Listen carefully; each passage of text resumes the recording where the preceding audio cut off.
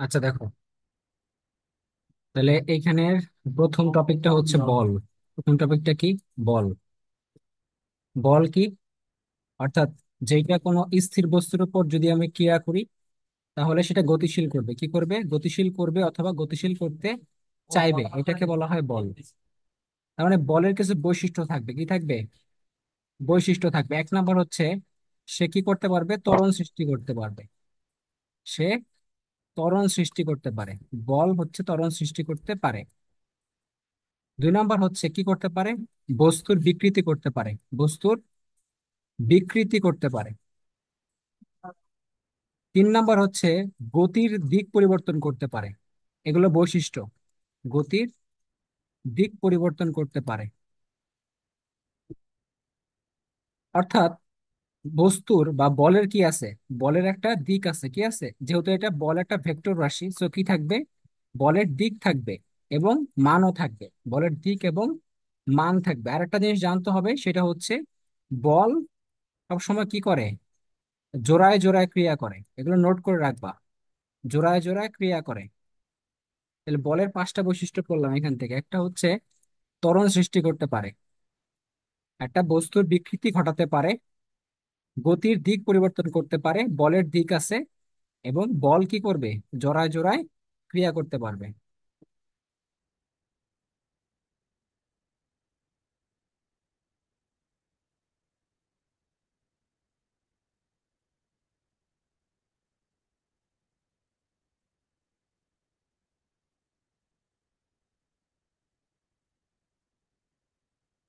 ঠিক আছে। আচ্ছা, তাহলে এইগুলো হচ্ছে বলের বৈশিষ্ট্য। তাহলে আমরা এখন যদি বলের সূত্রটা পড়ি, বলের সমীকরণটা কি ছিল? F equal to M A. F equal to M A. অর্থাৎ এম হচ্ছে একটা কি? স্কেলার রাশি, আর এ হচ্ছে একটা ভেক্টর রাশি। তাহলে এটার সূত্রটা কি হবে? F equal to M A. অর্থাৎ ভর ইনটু ত্বরণ। ভর ইনটু ত্বরণ। অর্থাৎ এদের এককটা হবে কি? নিউটন। কি হবে? নিউটন। আমরা 1 নিউটন মানে কি বুঝি বলো তো? এম মানে হচ্ছে কেজি। এম মানে কেজি। আর নিউটন মানে কি? মানে সরি, এ মানে কি? ত্বরণ মানে কি? Metre per second square. Metre per second square. তাহলে 1 নিউটন মানে কি বলা যায়? KG per KG metre per second square. ঠিক আছে, এটা বলতে পারি। এটা হলো এসআই একক। কি একক? এসআই একক। যদি প্রশ্ন করে যে এফপিএস, এফপিএস এইটাতে একক কি বলো? এটাতে একক হচ্ছে পাউন্ডাল। কি? বলের একক হচ্ছে পাউন্ডাল এফপিএস এ। আর সিজিএস এ কি বলো তো? ডাইন। কি? ডাইন। ইংলিশে লিখলে আমরা এইভাবে লিখবো, ডাইন। তাহলে মনে রাখবা, 1 নিউটন মানে হচ্ছে 10⁵ ডাইন। ঠিক আছে।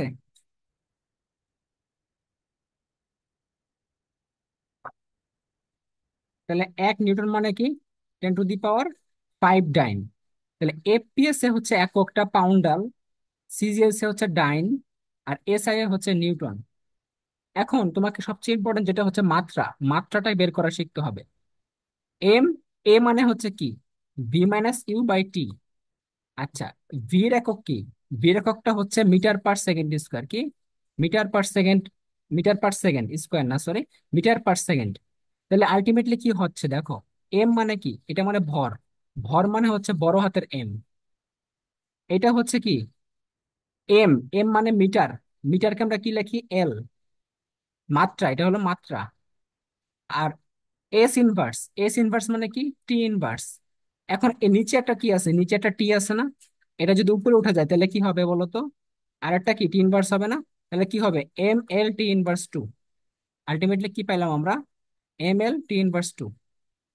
তাহলে একটা সূত্র জানলে সেখান থেকে মাত্রা বের করা যায়। মাত্রা বের করা কিন্তু কোনো কঠিন কাজ না। তোমরা মাত্রা মুখস্থ করবে না, কখনোই মাত্রা মুখস্থ করবে না। মুখস্থ করলে ধরা খাবা। দুই একটা হয়তো মুখস্থ থাকবে করতে করতে, কিন্তু মুখস্থ করতে গেলে ধরা খাবা। সূত্র না জানলে শুধু মুখস্থ করে মাত্রা মনে রাখা যাবে না। আচ্ছা, এবার আসো, এটা হলো মাত্রা এবং একক। এখন মনে রাখবা যে ঘর্ষণ বল, সরি, আমরা একটা জিনিস শিখবো এখন, সেটা হচ্ছে স্পর্শ বল আর অস্পর্শ বল। স্পর্শ বল ও অস্পর্শ বল। আচ্ছা, স্পর্শ বল কোনগুলো? এটা আমরা একটা নাম দিয়ে মনে রাখবো, ছন্দ দিয়ে। সেটা কি বলতো? ঘষেটি কি দ্বারা? ঘষিটি, ঘষিটি বেগম। ঘতে হচ্ছে কি? ঘর্ষণ বল। ঘর্ষণ বল। এটাতে হচ্ছে সান্দ্র বল। সান্দ্র বল। এই উদাহরণগুলো খুবই ইম্পর্টেন্ট। আরেকটা দন্তের সাথে মনে রাখবো যে সংঘর্ষের ফলে সৃষ্ট বল। সংঘর্ষের ফলে সৃষ্ট বল। আর ততে হচ্ছে টানা বল। এগুলো হচ্ছে স্পর্শ বল। সবাই কিন্তু নোট করবা, এগুলো তোমাদের অবজেক্টিভে লাগবে। অনেক সুন্দর একটা অবজেক্টিভ আসে এখান থেকে।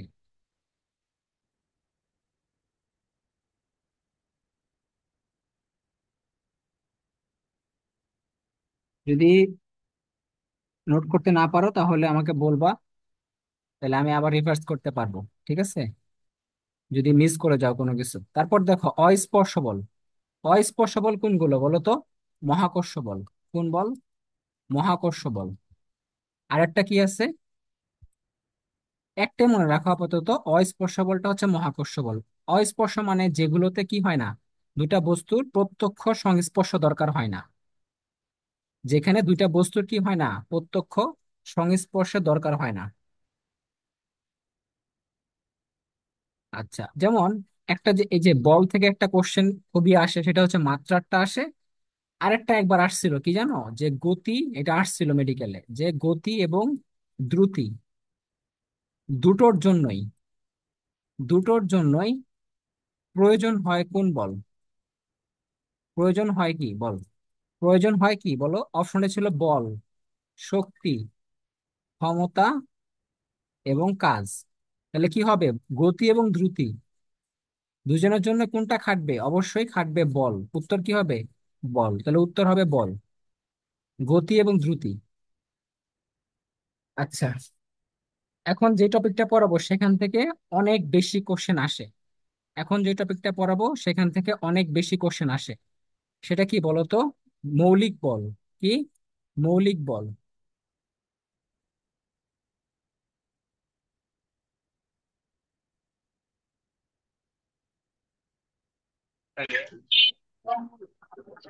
এটা হচ্ছে মৌলিক বল। মৌলিক বল মোট কয়টা? চারটা। কয়টা? চারটা। এটা হচ্ছে, একটা হচ্ছে মহাকর্ষ বল, একটা হচ্ছে তড়িৎচুম্বকীয় বল। দেখো কি কি কোশ্চেন আসে এখান থেকে, জাস্ট আমরা রিভিশন দিব। তড়িৎচুম্বকীয় বল, সবল নিউক্লিয় বল, সবল নিউক্লিয় বল এবং দুর্বল নিউক্লিয় বল, এবং কি দুর্বল নিউক্লিয় বল। তাহলে এই চারটা হচ্ছে মৌলিক বল বলা হয়। চারটাকে কি বলা হয়? মৌলিক বল। মহাকর্ষ বল মানে হচ্ছে কি? Gravitational force. কি? Gravitational force. তড়িৎ চুম্বকীয় মানে হচ্ছে তড়িৎ মানে ইলেকট্রো, আর চুম্বক মানে ম্যাগনেটিক, তাহলে ইলেকট্রোম্যাগনেটিক ফোর্স। সবল মানে হচ্ছে স্ট্রং, নিউক্লিয় মানে নিউক্লিয়ার ফোর্স, বল মানে ফোর্স, তাহলে স্ট্রং নিউক্লিয়ার ফোর্স। আর এটা হচ্ছে উইক নিউক্লিয়ার ফোর্স। ঠিক আছে? এখন এই চারটা থেকে আমরা পার্থক্য পড়বো, মনে রাখবা। এই যে মহাকর্ষ বল এবং সবল নিউক্লিয় বল, এরা দুজন হচ্ছে আকর্ষণ ধর্মী। এরা কি? আকর্ষণ ধর্মী। মহাকর্ষ বল এবং সবল নিউক্লিয় বল, এই দুজন হচ্ছে কি? আকর্ষণ ধর্মী। আকর্ষণ ধর্মী। ঠিক আছে?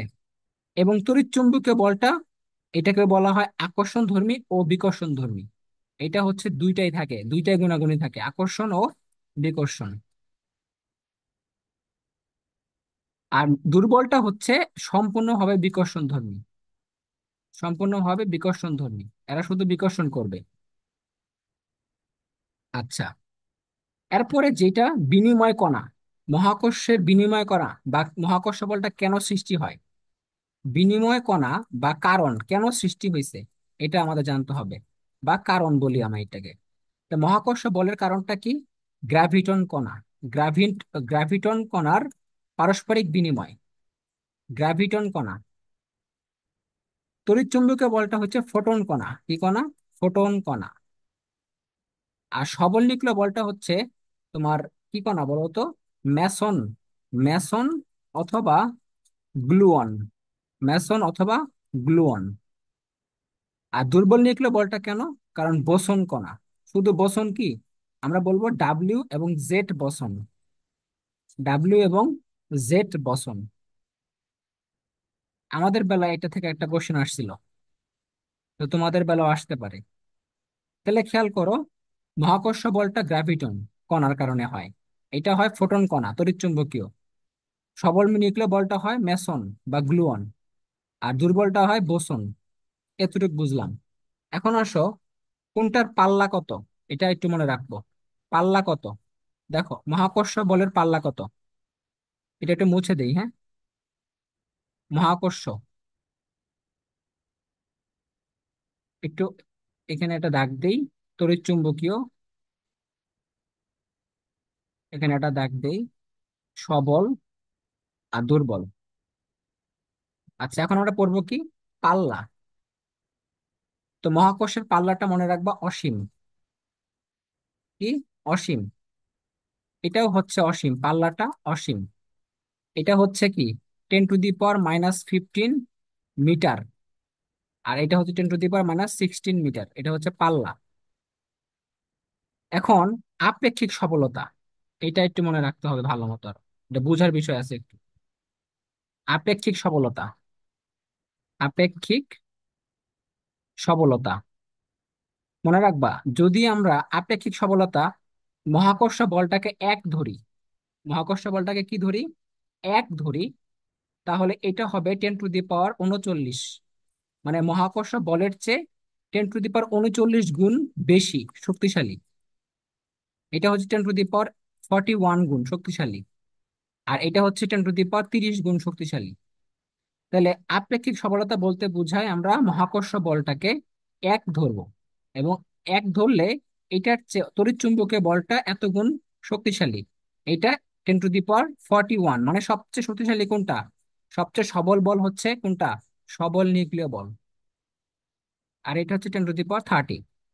আচ্ছা, তারপরে উদাহরণ পড়তে হবে। আচ্ছা, এবং ভূমিকা পড়তে হবে। ভূমিকাটা পড়ি একটু। আচ্ছা, মহাকর্ষ বল কোন ক্ষেত্রে ভূমিকা রাখে? যেমন আমাদের যে মহাবিশ্বটা, এটা কিসের জন্য দাঁড়ায় আছে? মহাকর্ষ বলের কারণে, তাই না? এটা আমরা জানি। এগুলো বেশি ইম্পর্টেন্ট না, এই দুইটা ইম্পর্টেন্ট না। ইম্পর্টেন্ট হচ্ছে সবল নিউক্লিয় বলটা। মনে রাখবা, নিউক্লিয়াস গঠন করে না? নিউক্লিয়াস। সবল নিউক্লিয়াস। সবল নিউক্লিয় বল কি তৈরি করে? নিউক্লিয়াস গঠন করে। নিউক্লিয়াস গঠন করে অর্থাৎ প্রোটন এবং নিউট্রনকে একসাথে সে আবদ্ধ করে। করে কি করে? নিউক্লিয়াস গঠন করে। এটা হলো সবল নিউক্লিয় বল। আর দুর্বল নিউক্লিয় বলটা কার জন্য দায়ী? বিটা ক্ষয়ের জন্য। কিসের জন্য? বিটা ক্ষয়ের জন্য দায়ী। বিটা মানে কি? বিটা ক্ষয়, এই বিটা রশ্মি ক্ষয়, এই বিটা ক্ষয়ের জন্য সে দায়ী। তার মানে মনে রাখবা, তেজস্ক্রিয় ভাঙন। বিটা ক্ষয় মানে কি? তেজস্ক্রিয় ভাঙন। তেজস্ক্রিয় ভাঙন হয়। বিটা হচ্ছে একটা তেজস্ক্রিয় রশ্মি। সবল নিউক্লিয় বল, এটা বললাম মনে রাখবা। এখন তড়িৎচুম্বকীয় বলের কাজ করতে হবে। কি কি কাজ? উদাহরণগুলো। এটা আমরা ছন্দ দিয়ে মনে রাখবো। তড়িৎচুম্বকীয় বল। তড়িৎচুম্বকীয় বল। উদাহরণ কি কি আছে বলো তো? ঘোড়ার আসর। কি? ঘোড়ার আসর। ঘোড়াতে হচ্ছে কি? ঘর্ষণ বল। ঘর্ষণ বল। রতে হচ্ছে রাসায়নিক বিক্রিয়া। রাসায়নিক বিক্রিয়া। আতে হচ্ছে আণবিক গঠন। আণবিক গঠন। তারপর দন্তাস্ব, এই যে দন্তাস্ব দিয়ে অনেকগুলো নাম আছে। দন্তাস্ব, এই দেখো, একটা হচ্ছে স্পর্শ বল, একটা হলো স্প্রিং বল, আরেকটা দন্তাস্বতে হচ্ছে কি বলতো? স্থিতিস্থাপক বল। এই সবগুলোকে একসাথে বলা হয় কি? তড়িৎচুম্বকীয় বলের উদাহরণ। ঘোড়ার আসর। এখান থেকে যদি কোশ্চেন দেখো, বিগত বছরে অনেকগুলো আসছে। তোমাকে আমি কয়েকটা কোশ্চেন পড়ে শোনাই যে কি কি কোশ্চেন আসছে। যে তার মধ্যে আর একটা জিনিস মনে রাখবা সে আহ, সবচেয়ে দুর্বল বল কোনটা? সবচেয়ে দুর্বল বল হচ্ছে মহাকর্ষ বল, এটা তোমরা একটু একটু আগে বুঝতে পারছো। সবচেয়ে দুর্বল বল কোনটা? মহাকর্ষ বল। আর সবচেয়ে সবল কোনটা? সবল নিউক্লিয় বল, এটা একটু আগে বুঝতে পারছো। আচ্ছা, এখন খেয়াল করো, এই যে মহাকর্ষ বল, এটা মাধ্যমের প্রকৃতির উপর কি করে না, নির্ভরশীল করে না। এরা মাধ্যমের প্রকৃতির উপর কি নির্ভরশীল নয়, প্রকৃতির উপর নির্ভরশীল নয়। ঠিক আছে, এরা মাধ্যমের প্রকৃতির উপর তারা নির্ভর করবে না। আচ্ছা, তো একটা দুইটা বিজ্ঞানী আছে, সেটা হচ্ছে আব্দুল সালাম, ওয়াইনবার্গ এবং গ্লাসো। এই তিনজন বিজ্ঞানী কি করছেন জানো? দুইটা বলকে একত্রে সম্পর্ক স্থাপন করছেন।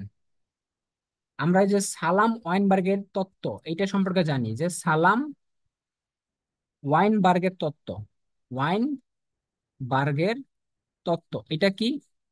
এটা হচ্ছে দুর্বল নিউক্লিয় বল ও তড়িৎ চুম্বকীয় বল, এই দুইটাকে সে কি করছে? একত্রিত করছে, একত্রিত করে একটা সম্পর্ক স্থাপন করছে। এটাকে বলা হয় সালাম ওয়াইনবার্গের তত্ত্ব। দুর্বল নিউক্লিয় বল এবং তড়িৎ চুম্বকীয় বলকে সে একত্রিত করছে। এখন আমি তোমাকে কিছু কোশ্চেন পড়ে শোনাই যেগুলো আসছে। বলা হয়েছে, ডেন্টালে আসছিল যে মৌলিক বলগুলোর মধ্যে সর্বাপেক্ষা শক্তিশালী কোনটা? সর্বাপেক্ষা শক্তিশালী কোনটা? সবল নিউক্লিয় বল। আরেকবার আসছিল, আণবিক গঠনের জন্য আণবিক গঠনের জন্য দায়ী কোন বল? তড়িৎ চুম্বকীয় বল। আণবিক গঠনের জন্য দায়ী, এটা কিন্তু আসছে, এই যে দেখো স্টার দিয়ে রাখছি। আণবিক গঠনের জন্য দায়ী কোন বল? তারপর আসছে যে মহাকর্ষ বল কোন কোন কণা বিনিময়ের ফলে সৃষ্টি হয়? মহাকর্ষীয় বল কোন কণা? গ্র্যাভিটন কণা। কোন কণা? গ্র্যাভিটন। তারপর আরেকবার আসছে কি, সবচেয়ে দুর্বল বল কোনটা? মহাকর্ষ বল, এটাও আসছে। আরেকবার আসছে, তড়িৎ চুম্বকীয় বল সৃষ্টি হয় কোন কণার কারণে? ফোটন কণা। কোন কণা? ফোটন কণা। দেখো সবগুলাই চলে আসছে একটা একটা করে। তারপরে আরেকবার আসছিল যে মৌলিক বলের অন্তর্ভুক্ত নয় কোনটা? মৌলিক বলের, আমি যেগুলো বলতেছি সবগুলো একটা একটা করে দাগায় রাখবো নিচে নিচে, যেগুলো এগুলো আসছে। মৌলিক বলের অন্তর্ভুক্ত নয় কোনটি? তো এখানে চারটা অপশন ছিল, একটা মহাকর্ষ বল, একটা তড়িৎ চুম্বকীয় বল, একটা ছিল দুর্বল নিউক্লিয় বল, আর একটা ছিল ঘাত বল। তাহলে তুমি বলো, ঘাত বল কি মৌলিক বলের মধ্যে পড়বে? মৌলিক বলের মধ্যে কিন্তু পড়বে না। তো এটা হচ্ছে উত্তর, এটা অন্তর্ভুক্ত নয়। আচ্ছা, এগুলো বেশিরভাগ সময় আসছে। এখন আসো, তোমাকে বলবো হচ্ছে নিউটনের গতিসূত্র। কি সূত্র? নিউটনের গতিসূত্র। আমাদের নিউটনের গতিসূত্র কয়টা? তিনটা। কয়টা? তিনটা। প্রথম সূত্র, এটাকে বলা হয় কি বলতো? জেড এর সূত্র বলা হয়। কি বলা হয় এটাকে? জেড এর সূত্র। জেড এর সূত্র মানে কি? জড়তার সূত্র। কি বলা হয় এটাকে? জড়তার সূত্র। অর্থাৎ প্রথম সূত্রের মধ্যে আমরা কি পাইছি? জড়তার একটা সংজ্ঞা পাইছিলাম, যে জড়তা ও বলের সংজ্ঞা। হ্যাঁ, জড়তা। তার মানে এখান থেকে আমরা জড়তা পাই এবং কি পাই? বলের একটা সংজ্ঞা পাই। হ্যাঁ, জড়তা কয় প্রকার? দুই প্রকার, একটা স্থির জড়তা, একটা গতি জড়তা। স্থিতি জড়তা আর একটা কি? গতি জড়তা। কারণ কি, যেটা স্থির বস্তু সবসময় কি থাকতে চায়? স্থির থাকতে চায়। আর গতিশীল বস্তু সবসময় গতিশীল থাকতে চায়, এটা আমরা জানি ছোট থেকেই। সো প্রথম সূত্র থেকে আমরা কি কি জানলাম? জড়তা এবং বলের সংজ্ঞা, শেষ। আচ্ছা, দ্বিতীয় সূত্র। দ্বিতীয় সূত্রটা কি বলতো? এটা হচ্ছে, আমরা এখান থেকে কি পাই? যে বস্তুর, দেখো এটা কিন্তু লিখবা, সেটা হচ্ছে বস্তুর ভরবেগের পরিবর্তনের হার। বস্তুর ভরবেগের পরিবর্তনের হার, পরিবর্তনের হার কি বলতো? বস্তুর উপর প্রযুক্ত বলের,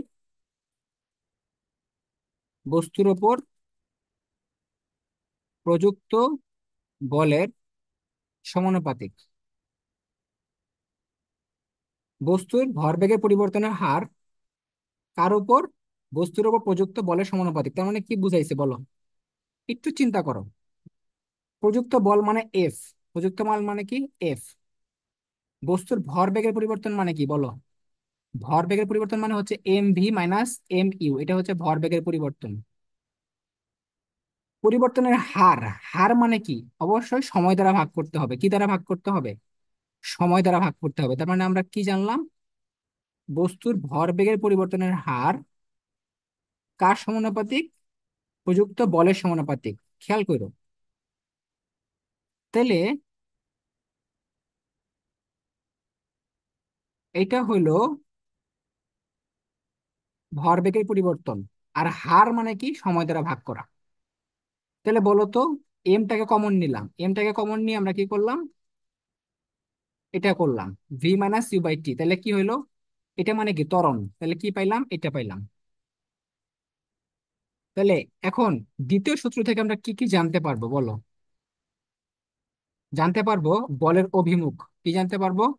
বলের অভিমুখ, বলের পরিমাপ, বলের পরিমাপ, বলের গুণগত।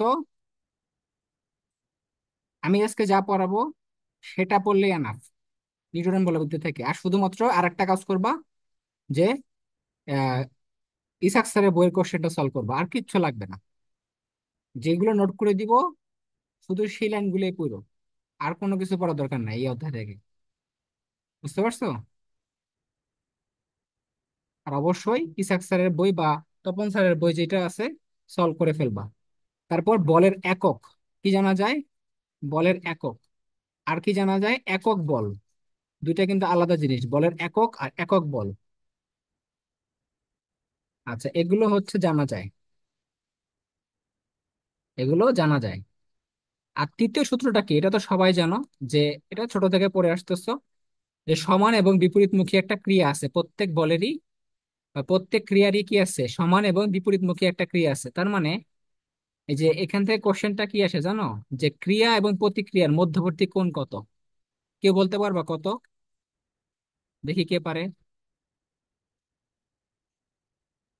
ক্রিয়া এবং প্রতিক্রিয়ার মধ্যবর্তী কোণ কত? অ্যান্সার বলো, মুখে বলো। 180। 180 ডিগ্রি। কারণ কি? একজন হচ্ছে এই দিকে ক্রিয়া করতেছে আর একজন এই দিকে ক্রিয়া করতেছে।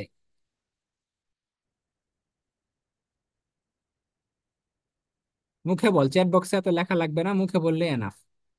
আচ্ছা, কোনটা বুঝতে পারছো? জি ভাইয়া। Very good.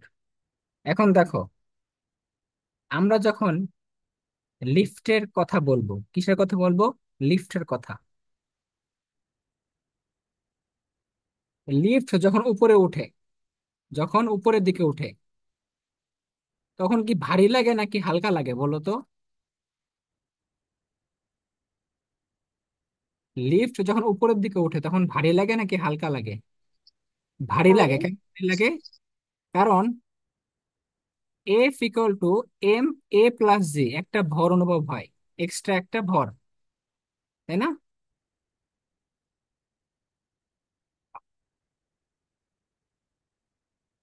কিন্তু যখন নিচে নামে তখন কি হয়? যখন নিচে নামে তখন কি লাগে? ভার একটু, ওজন কমহীন মনে হয়, মানে একটু ওজনটা কম লাগে। কিন্তু যখন অবাধে, মানে একদম অবাধে নামবে, মানে এ ত্বরণ আর অভিকর্ষ ত্বরণ সমান হবে, তখন কি হবে? যখন লিফটটা অবাধে নামবে, মানে অভিকর্ষ ত্বরণ আর মানুষের ত্বরণ, ব্যক্তির ত্বরণ সমান হয়ে যাবে, তখন কি হবে বলো তো? তখন হয়ে যাবে স্থির মনে হবে। তখন ভারহীন হবে, একদম কি হবে, ভারহীনতা হবে। কি হবে? ভারহীনতা। কারণ কি? এ আর জি ইকুয়াল, তাই না? এ ইকুয়াল, তো একদম কি হবে, ভারহীন মনে হবে।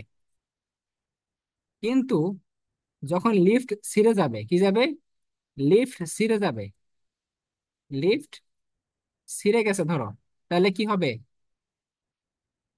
ব্যক্তির ত্বরণ কার চেয়ে বেশি হয়ে যাবে, অভিকর্ষ ত্বরণের চেয়ে বেশি হয়ে যাবে।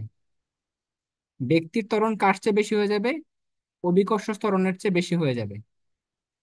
লিফট যখন ছিঁড়ে যাবে, তখন কি হবে বলো তো, এ গ্রেটার দেন জি, তখন কি হবে, তখন অতি ভারহীনতা, অতি অতি ভারহীনতা মনে হবে। তাহলে একটা হলো কখন ওজন বেশি মনে হবে, কখন কম মনে হবে, কখন ভারহীন হবে, এবং কখন কি হবে, অতি ভারহীন হবে। তিন চারটা আলাদা কোশ্চেন।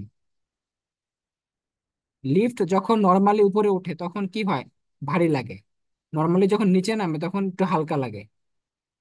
কিন্তু যখন অবাধে নামবে, অভিকর্ষ ত্বরণ আর ত্বরণ ইকুয়াল হয়ে যাবে, তখন লাগবে ভারহীন।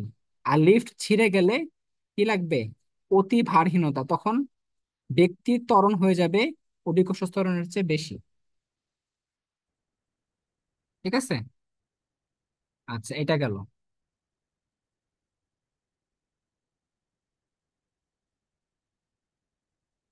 দেখো, গতির তৃতীয় সূত্র, এখান থেকে আমরা কি কি জানতে পারি? এক নাম্বার হচ্ছে রকেটের উড্ডয়ন, রকেটের উড্ডয়ন, এটা জানতে পারি। দুই নাম্বার হচ্ছে ঘোড়ার গাড়ি টানা, ঘোড়ার, এগুলো হচ্ছে উদাহরণ, ঠিক আছে। তিন নাম্বার হচ্ছে বন্দুকের গুলি ছোড়া, বন্দুকের গুলি ছোড়া। চার নাম্বার হচ্ছে তোমার নৌকার গুণ টানা, এগুলো তোমরা জানো মোটামুটি। পাখির আকাশে ওড়া।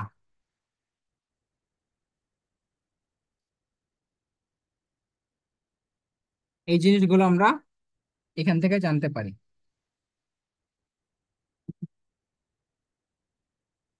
আচ্ছা, রকেটের যে গতিটা আছে,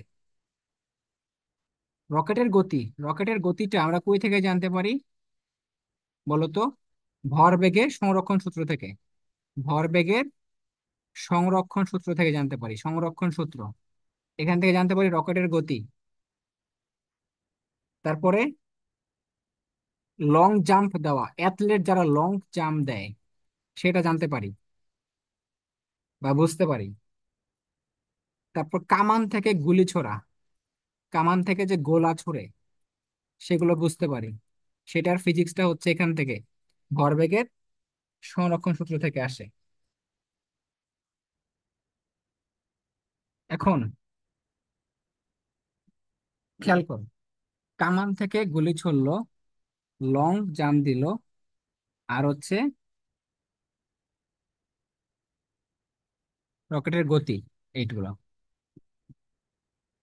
এখন কিছু সীমাবদ্ধতা আছে, নিউটনের সূত্রের কিছু সীমাবদ্ধতা থাকবে।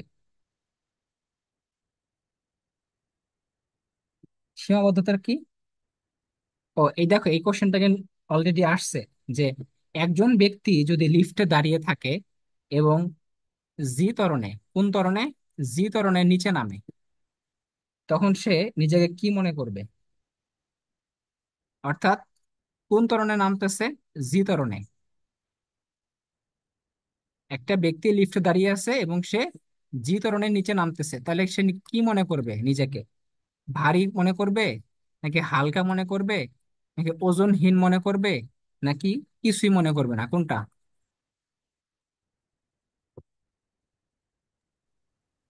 যদি একটা ব্যক্তি জি ত্বরণে নামে তাহলে কি মনে করবে সে নিজেকে, বলো?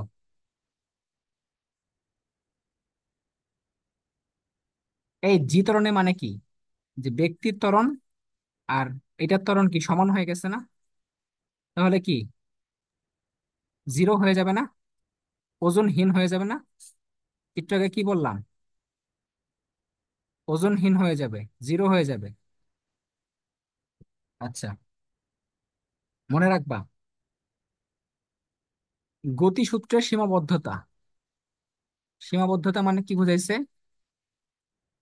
যে যদি বস্তু ত্বরণটা যদি less than 10⁻10 metre per second square হয়, তখন এই সূত্র খাটবে না, এই সূত্রগুলো, গতির সূত্রগুলো খাটবে না, সূত্রগুলো খাটবে না যদি বস্তু ত্বরণটা এর চেয়ে কম হয়।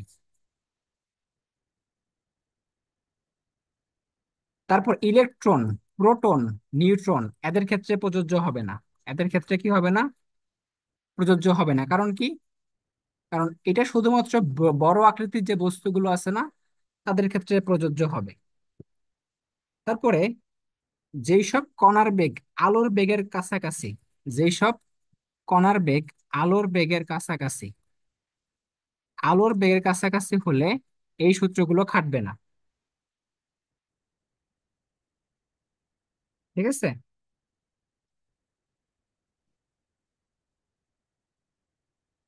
আচ্ছা, এগুলো মনে রাখবা। আর যেগুলো তাপ সঞ্চালন আছে, তাপ সঞ্চালনের ক্ষেত্রে কার সূত্র লাগবে? তাপ গতিবিদ্যা সূত্র লাগবে। এগুলো হলে হবে না। তাপ গতিবিদ্যা লাগবে কোন ক্ষেত্রে? তাপ সঞ্চালনের ক্ষেত্রে। এগুলো পারবা আশা করি, এই তিনটা মনে রাখবা আগে। আচ্ছা, তারপর দেখো ভরবেগ ও ভরবেগের সংরক্ষণ সূত্র। ভরবেগ মানে কি বলো? ভরবেগ মানে হচ্ছে ভর ইনটু বেগ। ভর ইনটু বেগ। ভরের একক কি? ভরের একক হচ্ছে কেজি। কি? কেজি। আর বেগের একক কি? Metre per second. Metre per second. তাহলে মাত্রাটা কি হবে? মাত্রাটা হবে ml, T−1। T−1 এটা হচ্ছে মাত্রা। তাহলে ভরবেগ মানে হচ্ছে mv। এটা হলো ভরবেগ, mv। তাহলে আমরা একটা সংরক্ষণ সূত্র জানি। সংরক্ষণ সূত্রটা কি বলতো? সংরক্ষণ সূত্রটা হচ্ছে m1 u1 plus m2 u2 equal to m1 plus m2 into V. এটা 9-10 থেকে পড়ে আসছি আমরা এই সূত্রটা, তাই না? এটা হলো ভরবেগের সংরক্ষণ সূত্র। ভরবেগের যে পরিবর্তন, এটাকে বলা হয় বলের ঘাত। ভরবেগের পরিবর্তনকে বলা হয় বলের ঘাত। কথাটা বুঝছো কিন্তু? ভরবেগের পরিবর্তন, এটাকে বলা হয় বলের ঘাত। কি বলা হয়? বলের ঘাত। কিভাবে? কারণ বলের ঘাত মানে হচ্ছে বল এবং বলের ক্রিয়াকালের গুণফল। বল এবং বলের ক্রিয়াকালের গুণফলকে বলা হয় বলের ঘাত। বল এবং বলের ক্রিয়াকালের গুণফলকে বলা হয় বলের ঘাত। আগে কথাটা বুঝো। তাইলে আমি কেন কথাটা বলছি? যখন তুমি এফ, এফ মানে কি? M A. এফ মানে কি? M A. আচ্ছা, আমি ভালো মতো লিখি। এফ মানে হচ্ছে mA ইন্টু টি। এ মানে কি? এ মানে হচ্ছে v−u/t। তাহলে বলো এই টি টি কাটা চলে যাবে না? তাহলে কি হইতেছে আলটিমেটলি? আলটিমেটলি হইতেছে এই যে ভরবেগের পরিবর্তনটা কার সমান? বলের সমান। অর্থাৎ এটা হচ্ছে বলের ঘাত। এটা কি? বলের ঘাত। তাহলে বলের ঘাতটা হচ্ছে F into T. F into T, এটা হচ্ছে বলের ঘাত। তাহলে বলের ঘাত equal to F into T. এটাকে আমরা বলতেছি কি? ভরবেগের পরিবর্তনের সমান। ভরবেগের পরিবর্তনের সমান। তাহলে মাত্রা কি হবে? মাত্রাটা হবে mL T−1। mL T−1, অর্থাৎ এটা হলো মাত্রা। একক কি হবে? কেজি পার মিটার সেকেন্ড, অর্থাৎ একটু আগে যেটা করছে সেটাই। তাহলে টি টি কাটা চলে গেল, এই জন্য কি এটা? আচ্ছা, আমার জুমের যে প্রিমিয়াম প্যাকটা কিনা ছিল না, ওইটার মেয়াদ শেষ হয়ে গেছে আজকে, আমি তো খেয়াল করিনি। লিঙ্কটা আবার দেওয়া লাগবে, বুঝছো? লিঙ্কটা দিলে আবার ঢুকো। 5 মিনিট লাগবে হয়তো লিঙ্কটা দিতে। আমার মেয়াদ শেষ হয়ে গেছে, আমি তো বুঝি নাই আগে তো। 1 মাস তো হয় না এখনো, আরো 2-3 দিন বাকি আছে, তার আগে মেয়াদটা শেষ হয়ে গেল কেন? বুঝলাম না। আমি আবার এটা কেটে গেলে লিংক দিব আমি। বুঝতে পারছো?